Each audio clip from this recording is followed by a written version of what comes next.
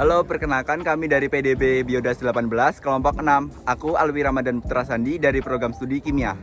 Halo, aku Kansa dari Kimia. Halo, aku Najla dari Prodi Teknik Biomedis. Halo, aku Diva dari TB. Halo, aku Najwa dari TB. Halo, aku Syarul dari Kimia. Halo, aku Widya dari Kimia. Halo, aku Zahra dari Biologi. Halo, aku Rafli dari program studi Teknik Biomedis. Halo, aku Cynthia dari Teknik Biomedis. Halo, aku Alvero dari Prodi TB. Halo semuanya. Jadi kita lagi di Rumah Kompos Universitas Airlangga. Di sini kita akan mengobservasi rumah kompos ini untuk mengetahui cara pembuatan pupuk kompos. Nama saya Ilham dari Direktorat Logistik Keamanan Keterlibatan dan Lingkungan dan tim Kampus Hijau Universitas Airlangga. Assalamualaikum warahmatullahi wabarakatuh. Perkenalkan kami dari kelompok 6 akan mewawancarai tentang bagaimana pembuatan pupuk kompos kepada Bapak. Oke. Sebelumnya perkenalkan dulu, saya Najwa Sewati dari Teknik Biomedis. Saya Alwi Ramadan Putra Sandi dari Kimia 23. Oke, untuk pertanyaan pertama nih Pak.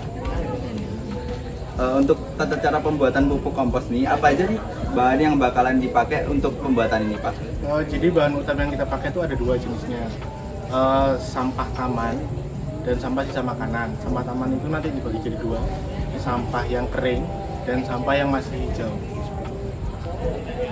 Untuk lanjut pertanyaan kedua ya Pak, menurut Bapak sendiri pengaruh pupuk buat lingkungan itu gimana? Pengaruh pupuk selama itu organik buat lingkungan pasti baik, karena semua yang organik kembali ke organik pasti baik. Gitu.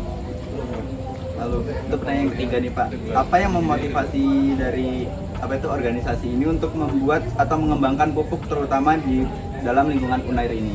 Pertama tujuan kita adalah mengurangi timbulan sampah di Universitas Airlangga, khususnya hama organik. Lalu yang kedua untuk mengurangi sampah organik yang dibuang oleh kampus ke TPA Benowo. Lalu yang terakhir agar kos dari kampus sendiri untuk pembelian kompos dari luar itu tidak besar atau bahkan bisa nggak beli seperti itu. Karena RTH di UNER ini kan lumayan besar sih. Jadi perawatannya juga butuh kompos lumayan banyak. Jadi untuk sampai tahun 2023 ini per bulannya kita bisa hemat anggaran dari kampus sekitar 7-11 juta per bulan. Selanjutnya ya Pak, untuk Bapak sendiri menurut Bapak penggunaan pupuk yang tepat itu seperti apa ya Pak? Penggunaan pupuk yang tepat itu tidak setiap hari pastinya. Lalu sesuai dengan problem fisiknya sih kalau menurut saya. Karena mohon maaf, pertama saya nggak ada background biologi, jadi saya nggak tahu fisiknya si tanaman butuh seperti apa itu nggak tahu. Saya dari teknik lingkungan, jadi tahu saya adalah bagaimana si sampah itu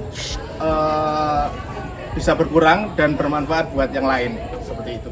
Jadi menurut saya tidak setiap hari, tapi yang penting dikasih lah gitu sih. Sesuai kebutuhan tanamannya. Sesuai kebutuhan tanamannya. Untuk pertanyaan terakhir nih Pak, untuk pembuatan pupuk ini kita dari awal tumbuhan-tumbuhan yang udah mati gitu, atau ada campuran-campuran pupuk yang lainnya Pak? Sebenarnya bisa pakai metode yang kedua tadi, jadi dipakai pupuk yang lain. Cuma yang kita pakai di sini, kita pakai tumbuhan yang mati atau tumbuhan yang jatuh, lalu kita cacah dan kita proses di reaktor sampai jadi pupuk seperti itu. Oke, baik Pak, terima kasih atas jawaban dari Bapaknya. Sama-sama. Ya.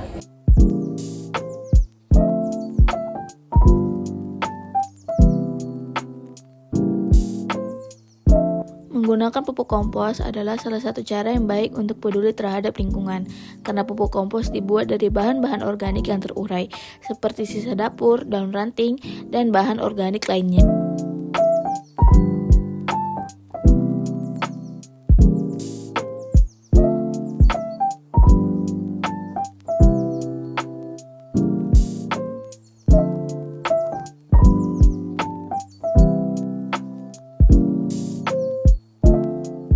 Manfaat pupuk kompos bagi lingkungan adalah dapat mengurangi sampah organik, menghemat sumber daya alam, meningkatkan kesuburan tanah, mengurangi penggunaan air, dan mengurangi pencemaran air. Mulai sekarang kita bisa menerapkan agar alam tetap terjaga.